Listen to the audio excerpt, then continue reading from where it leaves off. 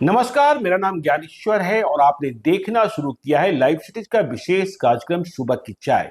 और सुबह की चाय में हमारे साथ बिहार के जाने माने वरिष्ठ पत्रकार रवि उपाध्याय जी हैं। रवि सर, आज कई विषयों पर चर्चा हम करेंगे और सबसे बड़ी चर्चा होगी रुपौली विधानसभा की उपचुनाव को लेकर, क्योंकि कल वहां मतदान होना है और बीते कल को वहां चुनाव प्रचार समाप्त हुआ। और चुनाव प्रचार की समाप्ति के साथ ही कई तरीके का खेल दिखाई पड़ गया।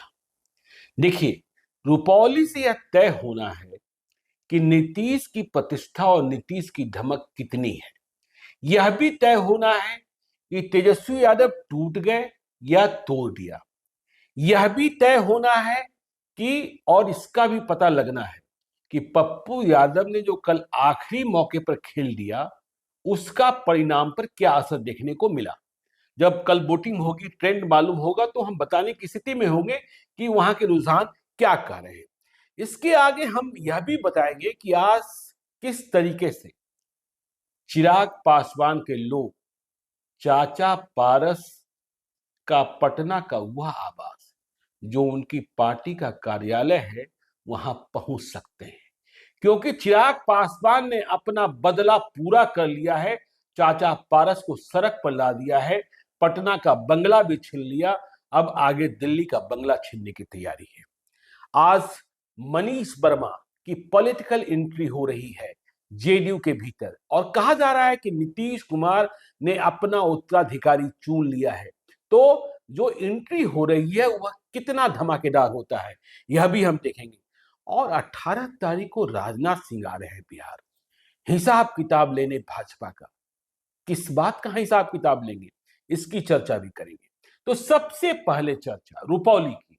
रुपौली में हमने यह देखा कि कल चुनाव प्रचार के अंतिम दिन तेजस्वी यादव भी पहुंचे, मुकेश सहनी भी पहुंचे, लेकिन पप्पू यादव चले गए अररिया। और पप्पू यादव जो कह रहे थे कि कांग्रेस के कारण, हम कांग्रेस की विचारधारा है, बीमा भारती की बात कर रहे थे, लेकिन वे चुनाव प्रचार को एक दिन में नहीं गए और पप्पू और तेजस्वी का मिलन भी नहीं हुआ। तेजस्वी यादव ने सभा की, मुकेश सहनी ने सभा की, लेकिन एक बार भी नहीं कहा तेजस्वी ने कि पप्पू यादव का भी समर्थन प्राप्त है बीमा भारती को। इसका मतलब दूरी है। और बीमा भारती ने भी तेजस्वी यादव की सभा से पप्पू यादव का नाम लेना मुनासिब नहीं समझा, तो पप्पू यादव का खेला तो हो गया। अब कहा जा रहा है कि क्या सिर्फ यादव बीमा भारती को जिता सकते हैं, क्योंकि वहां असली खेला गंगोटा का है। बीमा भारती के पति अवधेश मंडल फरार चल रहे हैं, बेटा राजकुमार फरार चल रहा है, और मुकाबला जो है कलाधर मंडल जेडीयू के और शंकर सिंह निर्दलीय। तो सवाल यह पैदा होता है रवि सर, जो हम समझना चाह रहे थे, कि कल जब वोटिंग होगी और 13 जुलाई को जब नतीजे आएंगे, तो यह तो स्पष्ट करेगा ना कि तेजस्वी यादव टूटे या तोड़ दिए। यदि बीमा भारती को जिता देते हैं तेजस्वी यादव, तो माना जाएगा कि देखिए, तेजस्वी यादव के पास इतनी ताकत है कि यदि कोई नीतीश कुमार को छोड़कर आता है तो तेजस्वी यादव उसे विधायक बना सकते हैं, सांसद तो नहीं बना पाए। और यदि बीमा भारती हार जाती हैं तो माना यह जाएगा, जैसा नीतीश कुमार कह रहे थे, कि जो हमको छोड़कर जाता है गड़बड़े हो जाता है, कि जिसने नीतीश को छोड़ा, जिसने एनडीए को छोड़ा, चाहे वह तेजस्वी यादव के पास ही क्यों नहीं चला गया, उसकी राजनीतिक पारी खत्म। क्या आप देखिए ज्ञानेश्वर जी, सबसे पहले और बड़ी बात यह है कि लोकसभा का चुनाव तो तेजस्वी नहीं जिता पाए बीमा भारती को। जिस लालच, जमानत जब्त हो गई। हाँ, जमानत जब्त हो गई। जिस लालच और जिस सोच से बीमा भारती पाला बदल के इधर सुधर गई, बिल्कुल, कि हम वहां से लोकसभा का चुनाव जीत जाएंगे, तो वह तो नहीं हो सका। और न बीमा भारती जीत पाई, न जदयू के सांसद ही, सिटिंग सांसद वहां से रिटेन कर पाए, सीट बचा पाए। तो यह तो दो बात स्पष्ट हो गया। अब वहां पर रहा कि इस बार जो है तो क्या होगा। तो यह निश्चित रूप से आपको कलाधर प्रसाद मंडल भी जो हैं, वह भी बीमा भारती के स्वजातीय हैं, बिल्कुल, वह भी गंगोता समाज से ही आते हैं। तो क्या गंगोता का सारा वोट यह बीमा भारती पर चढ़ेगा? नंबर एक बात, क्योंकि कलाधर प्रसाद मंडल भी है, तो और उनके साथ में नीतीश कुमार का टैग है, जो बड़ा टैग है, जो बोला जाता है कि नीतीश कुमार का नहीं, आप आज कह रहे थे शाम को, मतलब कल शाम को आप कह रहे थे कि देखिए, आपने वहां के एक स्थानीय पत्रकार से बातचीत की, उन्होंने कहा कि देखिए, जिन लोगों को मैं टीवी पर देखा करता था, बिल्कुल, वे सभी आज रुपौली में हर दरवाजे पर, हर पंचायत में खड़े मिल रहे हैं और लोगों से वोट मांग रहे हैं। वही हम बता रहे हैं कि नीतीश कुमार की पार्टी के तमाम बड़े नेता, एक बीजेपी के भी, हाँ बीजेपी के भी, तो वो एनडीए फोल्ड कह लीजिए उसको, तो तमाम नेता एक एक घर के दरवाजे के सामने हाथ जोड़ के खड़े हैं। जी बिल्कुल। और वह किस लिए खड़े हैं? कलाधर प्रसाद मंडल जो जेडीयू के उम्मीदवार हैं, उसकी जीत सुनिश्चित करने के लिए। यह तो एकदम क्लियरिटी के साथ है। तो इतना भी नहीं है कि बीमा भारती के लिए अब जो पप्पू यादव का कहीं भी क्लियरिटी के साथ, जो जितनी बात पप्पू यादव कह रहे हैं, सब छायावाद के रूप में कह रहे हैं। ज्ञानेश्वर जी, हम शुरू से इस बात को कह रहे हैं, कभी भी उन्होंने स्पष्ट रूप से नहीं कहा कि बीमा भारती, हाँ ये बात जरूर करें कांग्रेस इधर है हम उधर है, तो वह तो उस विचारधारा के हैं पप्पू यादव, लेकिन बीमा भारती, लेकिन रुपौली वे गए नहीं, जाकर किसी से वोट मांगा नहीं, बिल्कुल, और कह देना, साथ खड़ा होना और साथ दिखना, ये दोनों बड़ी बात होती है। और लड़ाई में जब आप साथ नहीं रहे, सामने से नहीं रहे, तो फिर कैसी बात। और तेजस्वी यादव के साथ दूरी तो कल दिखाई पड़ गई फिर से। बिल्कुल, तेजस्वी पूर्णिया में, रुपौली में, और पप्पू यादव अररिया में। तो यह देखिए, पप्पू यादव को जितना चोट दिया है, तो वह भी तो इंसान है, वह भी तो समझते हैं ना कि भाई राजनीतिक रूप से आप उनको घायल कर रहे हैं, बराबर जब मौका मिला आप घायल कर, तो वे भी कीमत वसूल रहे हैं निश्चित रूप से। वो अब देखना यह महत्वपूर्ण होगा कि शंकर सिंह की क्या स्थिति रहती है, शंकर सिंह के साथ कितने लोग खड़े हैं और मुकाबला किसमें होता है। और देखिए, इस बात का भी ध्यान रखिए कि बीमा भारती रुपौली में मात्र 10,000, 11,000 से कम मत लाई थी लोकसभा के चुनाव में। तो नीतीश जो कहते हैं कि मैं जिधर रहता हूं वोटर उधर ही होते हैं। और देखने की बात यह है कि आपको विश्वास मत परीक्षण का दिन याद होगा, जिसमें जेडीयू के कई विधायक खेला कर रहे थे। बीमा भारती तो बाद में आरजेडी के पाले में चली गई, लेकिन जब उस दौरान जो लोग संदेह के घेरे में थे, संजीव सिंह परबत्ता के विधायक, दिलीप राय सीतामढ़ी के किसी विधानसभा क्षेत्र के विधायक, मनोज यादव बांका के बेलहर के विधायक, सुदर्शन कुमार बरबीघा के विधायक और बीमा भारती, इन सभी जेडीयू विधायकों के क्षेत्र में देखिए, सुदर्शन कुमार बरबीघा में तो दिलचस्पी लेते हुए दिख भी नहीं रहे थे, लेकिन इनके क्षेत्र में भी एनडीए के उम्मीदवारों ने बढ़त हासिल की। बिल्कुल, इसका मतलब नीतीश कुमार की बात लोग सुनते हैं और उन्हें, जो ये लोग हैं, उन्हें मानते हैं कि ये उनके प्रतिनिधि हैं, जब तक नीतीश हैं तब तक। तो इसलिए यह बात तो महत्वपूर्ण होगी कि तेजस्वी को देखना होगा। यदि बीमा भारती फिर से हार गई तो लोग उनके पास जाने से बचेंगे निश्चित रूप से। देखिए, ये चुनाव जो है सो तेजस्वी के लिए और राष्ट्रीय जनता दल के लिए भी लिटमस टेस्ट है। बिल्कुल, अगर यदि आप नीतीश कुमार की बात कर रहे हैं, ठीक है लोकसभा में हार गए वो, लेकिन ऐसा भी नहीं भद पिटा जिस तरह से बीमा भारती का पिटा, बिल्कुल, कि वो एकदम 5,43,000 वोटों से हारी। तो वो और तेजस्वी के तो, और जो सो एनडीए के उम्मीदवार जो संतोष कुशवाहा थे, वह तो अंतिम क्षण तक लड़ते रहे पप्पू यादव से, और वो क्लोज कॉन्टेस्ट। चलिए रुपौली से आगे बढ़ते हैं। देखिए, अब हम बात करते हैं चिराग पासवान की। आपको याद होगा 2 दिनों पहले चिराग पासवान ने मुख्यमंत्री नीतीश कुमार से मुलाकात की थी, और इसका फलाफल कल देखने को मिल गया। कल शाम को बिहार सरकार ने आदेश जारी कर दिया। किसके नाम आदेश जारी हुआ? चिराग पासवान के चाचा पशुपति कुमार पारस के नाम। और उन्हें कह दिया गया, जिस बंगले में, पटना वाले बंगले में, एयरपोर्ट के बगल वाले में आपका कार्यालय और आवास है, उसे खाली कर दीजिए। सिर्फ खाली करने का आदेश नहीं हुआ, चिराग पासवान को, देखिए, चिराग पासवान की स्मृतियां जुड़ी हुई है, यादें जुड़ी हुई है, क्योंकि रामविलास पासवान जब आते थे तो वहीं रहा करते थे, जब तक इसके पुरी में नया आवास नहीं खरीदा गया था। तो चिराग पासवान का बदला चाचा पारस से, अंतिम बदला, या यूं कहें कि अंतिम बदले के पहले का बदला, कि पटना में चाचा पारस को सड़क पर ला दिए। कहां कहां क्या हुआ? एनडीए में जब सीटों का बंटवारा हो रहा था तो चिराग पासवान ने चाचा की पार्टी को एक भी सीट लेने नहीं दिया। परिणाम क्या निकला सामने है। इसके बाद चिराग पासवान ने 5 सीटें प्राप्त की एनडीए में, और स्ट्राइक रेट 100%।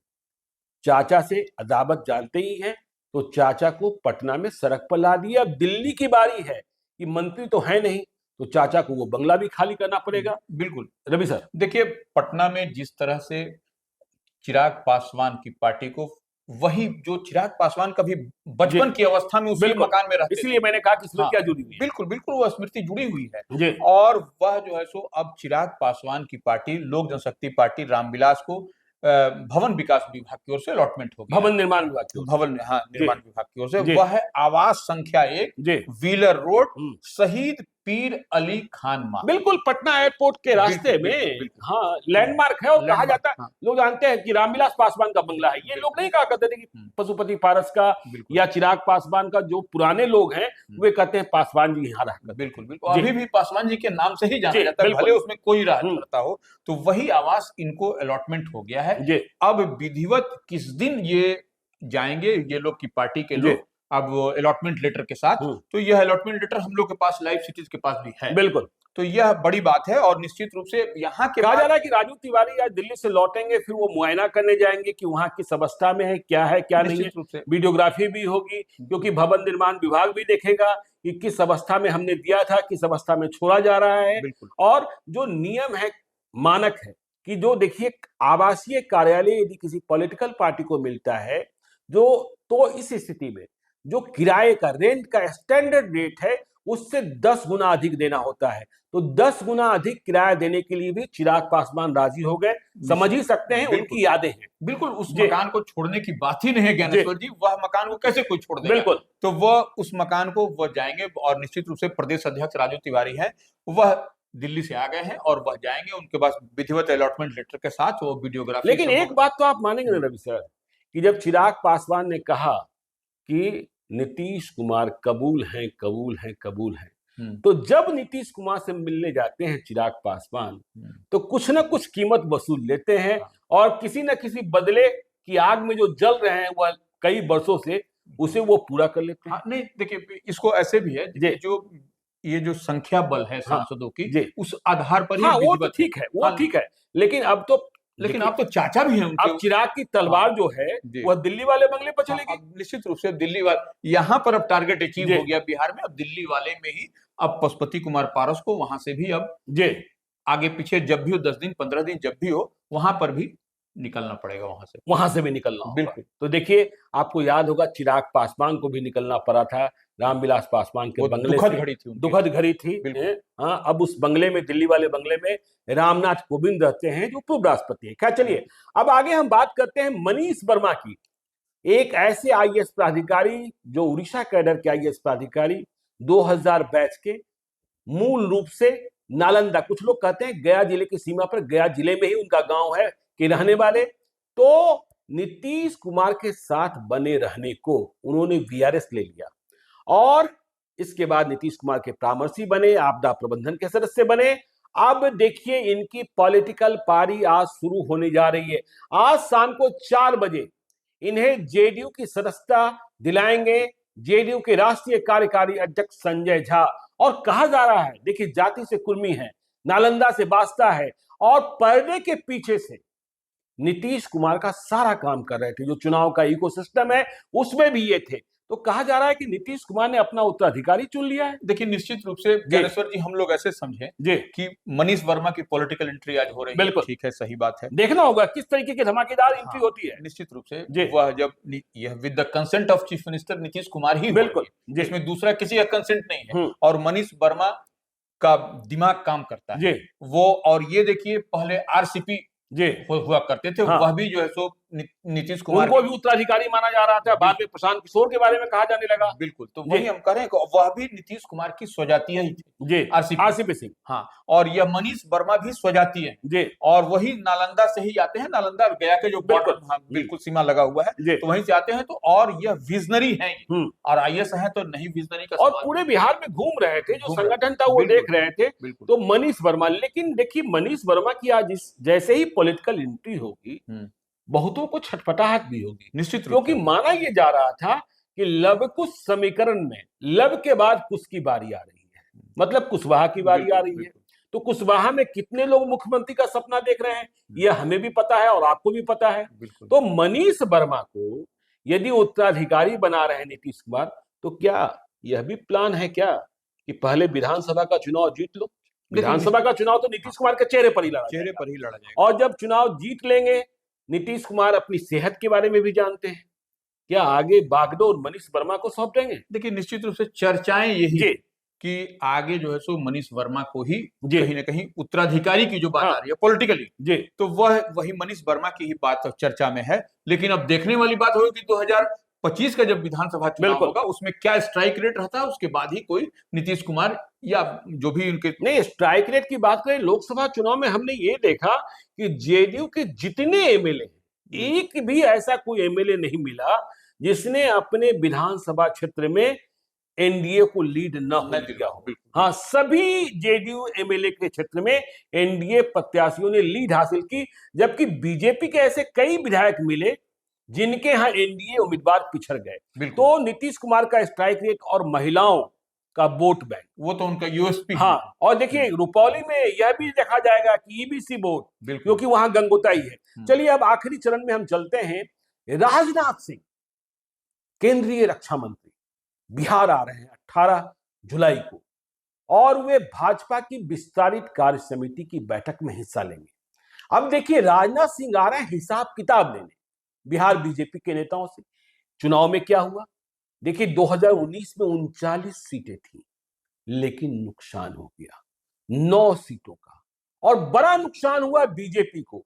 बीजेपी 17 से घटकर 12 पर आ गई और जेडीयू 16 से घटकर 12 पर आ गया। बिल्कुल। चिराग पासवान को 5 सीटें मिली और उन्होंने 5 सीटें जीतकर दे दी। तो राजनाथ सिंह आ रहे हैं, और बिहार के राजपूतों का गुस्सा कि भाई किसी को मंत्री नहीं बनाया गया केंद्रीय मंत्रिपरिषद में, आरके सिंह जैसे नेता हार गए, सुशील कुमार सिंह हार गए, और क्या क्या खेला हुआ। तो राजनाथ सिंह आ रहे हैं। इसीलिए ये जो राजपूत समाज में जो नाराजगी है ज्ञानेश्वर जी, उसको भी पाटने की कवायद है। यह तो एक विस्तारित कार्य समिति की बैठक तो एक बहाना है। यह राजनाथ सिंह आएंगे, ठीक है, उसमें बैठक में भाग लेंगे, वह एक एक से बात करेंगे, लेकिन मूल उद्देश्य हमको जो लगता है बिल्कुल वही फीडबैक लेना कि राजपूत समाज में कहां तक नाराजगी है। और चुनाव परिणाम जो आप बताया कि 2 जैसे आरके सिंह और सुशील सिंह जैसे जो लगातार, और 17 से 12 पर आ गए, 12 पर आ गए। यह जो है सो मूल कारण है, और ऐसा नहीं कि विधानसभा का चुनाव है उसमें कहीं कुछ बिल्कुल झोलझाल हो जाए। तो इसी को रिपेयर करने के लिए, इसी को माने ठीक ठाक करने के लिए, नट बोल्ट कसने के लिए, नट बोल्ट कसने के और लिए। देखिए 2 दिनों पहले आपको याद होगा हमारे रिपोर्टर सौरभ राज ने दिल्ली में आनंद मोहन से बात की थी। उन्होंने भी अपनी नाराजगी जाहिर की थी कि आप किसी और को दे रहे हैं, मुझे कोई आपत्ति नहीं है। उनका इशारा कुशवाहा की ओर था, लेकिन आप किसी को कुछ भी नहीं दे रहे हैं, उनका इशारा राजपूत की ओर था। उन्हें इस बात से भी अफसोस था कि जेडीयू ने किसी राजपूत को मंत्री क्यों नहीं बनाया। यदि जेडीयू ने बना दिया होता तो सारे राजपूत उनके साथ खड़े हो गए होते, और बीजेपी भी क्यों नहीं सोच रही है। तो राजपूतों में मायूसी तो है ही निश्चित रूप से। और साथ ही आनंद मोहन ने कहा भी कि 2025 का चुनाव है, कठिन डगर होने जा रहा है। तो यह सब इशारों में देखिए सांकेतिक भाषा में बहुत कुछ लोग बोल रहे हैं, और इसी को ठंडा करने के लिए, इसी को पाटने के लिए राजनाथ सिंह 18 जुलाई को, तो चलिए राजनाथ सिंह 18 जुलाई को आ रहे हैं। आज हमारी नजर रहेगी मनीष वर्मा की एंट्री पर, और चुनाव के ठीक पहले आज दिन भर रुपौली में क्या होता है यह भी हम ध्यान में रखेंगे। सुबह की चाय में कल फिर सुबह 8:30 बजे मिलेंगे, तब तक के लिए दीजिए इजाजत। और चलते चलते यदि अब तक आपने हमारे यूट्यूब चैनल लाइव स्ट्रीम को सब्सक्राइब नहीं किया है तो जरूर कर लीजिएगा, और यदि इस वीडियो को फेसबुक पेज के माध्यम से देखें तो पेज को लाइक कीजिएगा, ट्विटर पर भी हमें फॉलो कीजिए। धन्यवाद।